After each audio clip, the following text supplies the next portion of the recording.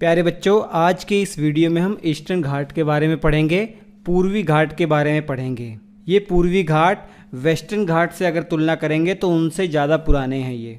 चूँकि ये वेस्टर्न घाट से ज़्यादा पुराने हैं तो इरोज़न की प्रक्रिया के कारण इनकी हाइट वेस्टर्न घाट की अपेक्षा बहुत कम है। इनकी एवरेज हाइट लगभग 650 मीटर है और ये ईस्टर्न घाट वलित पर्वतमाला है, फोल्ड माउंटेन का एग्जाम्पल है, जबकि वेस्टर्न घाट एक ब्लॉक माउंटेन थे। एक तरीके से देखा जाए, जो पहले हमने वेस्टर्न घाट के बारे में पढ़ा वो एक भ्रंशज कगार थे, क्योंकि डायग्राम में आप देखिए वेस्टर्न घाट का जो पश्चिमी भाग है, जो आज अरब सागर और मैदानी वाला जो क्षेत्र है, ये नीचे की ओर धंस गया और पश्चिमी छोर पर आप खड़े होकर देखेंगे आपको ये एक माउंटेन की तरह दिखेगा। तो वेस्टर्न घाट कह सकते हैं एक भ्रंशज कगार का एग्जाम्पल है, जबकि जो हम पूर्वी घाट की बात करने वाले हैं ये एक वलित पर्वतमाला है, जैसे हिमालय पर्वतमाला है। और पूर्वी घाट की ये विशेषता है कि ये वेस्टर्न घाट की तरह कंटिन्यूस नहीं है, ये डिसकंटिन्यूस है, कहा जाए ये असतत है। ऐसा क्यों? क्योंकि ज़्यादातर जो नदियां हैं वो पूर्व दिशा में बहती हैं और इन नदियों के कारण इस पूर्वी घाट को सपाट कर दिया गया है, मैदान की तरह। यही कारण है कि ये पूर्वी घाट डिसकंटिन्यूस है। महत्वपूर्ण नदियाँ जैसे महानदी, गोदावरी, कृष्णा, कावेरी, इन सब ने इसको सदियों से काटा हुआ है। यही डिसकंटिन्यूस होने का एक कारण है। पूर्वी घाट की लगभग लंबाई 1131 किलोमीटर के आसपास है। महानदी से लेकर नीलगिरी पर्वत श्रेणी तक ये ईस्टर्न घाट फैला हुआ है।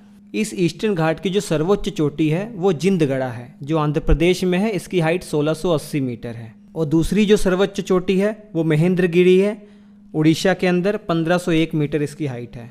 यहाँ बच्चों को कन्फ्यूज़न होता है क्योंकि एनसीईआरटी में सबसे ऊंची चोटी महेंद्रगिरी दी हुई है, लेकिन याद रखिए 2011 के बाद ये पाया गया कि जिंदगढ़ा सबसे ऊंची चोटी है। तो अभी तक एनसीईआरटी में अपडेटेड नहीं है, तो लेकिन आपको याद रखना है कि जिंदगढ़ा जो आंध्र प्रदेश में है 1680 मीटर इसकी हाइट है, ये सबसे ऊंची चोटी है। विशाखापट्टनम के पास है ये, इसे विशाखापट्टनम चोटी भी कह देते हैं। खाड़ी की तरफ से जो मानसून आता है उसके कारण यहाँ बारिश तो होती है। ये बारिश लगभग 100 सेंटीमीटर से 150 सेंटीमीटर के स्तर की होती है, लेकिन याद रखिए वेस्टर्न घाट की अपेक्षा यहाँ कम बारिश होती है। अब बारिश यहाँ भी होती है और 100 से 150 सेंटीमीटर अच्छी खासी बारिश मानी जाती है, तो इसलिए यहाँ भी जैव विविधता पाई जाती है, बायोडाइवर्सिटी पाई जाती है, लेकिन वेस्टर्न घाट से कम। जैव विविधता मैंने पहले भी आपको बताया था, इसका मतलब क्या है? बायो का मतलब लाइफ, डाइवर्सिटी का मतलब वैरायटी। जीवन जो है वो बहुत सारी वैरायटी में यहाँ पाया जाता है, मतलब कई सारी जानवरों की, जीव जंतुओं की प्रजाति और पेड़ पौधों की बहुत सारी वैरायटी जो प्रजातियाँ हैं वो पाई जाती हैं। तो इसलिए हम कह रहे हैं कि ये भी जैव विविधता से भरपूर इलाका है, लेकिन वेस्टर्न घाट की अपेक्षा कम। वेस्टर्न घाट की तो बात ही अलग थी, उसे यूनेस्को ने वर्ल्ड हेरिटेज साइट में भी घोषित किया हुआ है। पूर्वी घाट के अंदर बहुत सारी पहाड़ियां हैं जो परीक्षा की दृष्टि से आपको याद रखनी है। मैं उत्तर से दक्षिण सीरियल वाइज आपको बताता हूं। सबसे पहले महानदी से ऊपर की तरफ गड़जात पहाड़ी के बारे में याद रखना है। फिर नीचे उसके मलयगिरी एक चोटी है, इसके बारे में याद रखना है। और टीकरापाड़ा पर्वत श्रेणी, इसके बारे में भी आपको याद रखना है। ये सभी तीनों महानदी के ऊपर हैं। इन तीनों में से मलयगिरी ये चोटी है एक।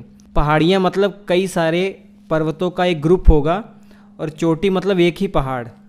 फिर आपकी महानदी है और महानदी के नीचे नयागढ़ पहाड़ी और महेंद्रगिरी चोटी 1501 मीटर इसकी हाइट है और पूरे पूर्वी घाट की ये दूसरी सबसे ऊंची चोटी है। तो ये जो 5 आपने पहाड़ी और चोटी मिलाकर जो पढ़ा, ये पड़ती है उड़ीसा में।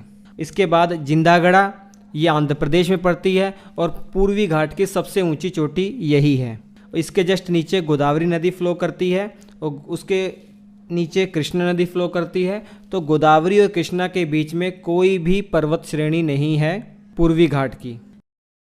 कृष्णा नदी से नीचे की तरफ आप आएंगे तो शेषचलम जो पहाड़ियाँ हैं, और इसी शेषचलम पहाड़ियों के पास तिरुपति बालाजी का भव्य मंदिर है। उसके बाद नल्लामलाई पहाड़ियाँ, वेनुकोंडा पहाड़ियाँ, पालकोंडा पहाड़ियाँ, नगारी पहाड़ियाँ, ये सभी आंध्र प्रदेश का हिस्सा है। उसके बाद जस्ट नीचे आप आएंगे जावाड़ी पहाड़ियाँ, ये तमिलनाडु का हिस्सा है और उसी के जस्ट नीचे पालार नदी फ्लो करती है और पालार नदी के बाद शेवराय पहाड़ियाँ हैं और उसी के जस्ट नीचे पंचमलाई पहाड़ियाँ हैं। फिर जस्ट उसके दक्षिण में कावेरी नदी फ्लो करती है और उसी के जस्ट नीचे सिरुमलाई की पहाड़ियाँ हैं। ये सभी तमिलनाडु के अंदर आती हैं। सिरुमलाई पहाड़ियाँ नीलगिरी पर्वत के पास ही हैं, तो नीलगिरी पर्वत पश्चिमी घाट और पूर्वी घाट का मिलन स्थल कह सकते हैं। हालांकि नीलगिरी पर्वत जो श्रेणी है ये पश्चिमी घाट का ही हिस्सा है। तो इतनी पहाड़ियों, इतनी चोटियों के बारे में आपको याद रखना है। कई बार परीक्षा में सीरियल वाइज क्रम पूछा जाता है, तो 2-3 बार आप इसे देख लेंगे, आपके दिमाग में क्लियर हो जाएगा। पूर्वी घाट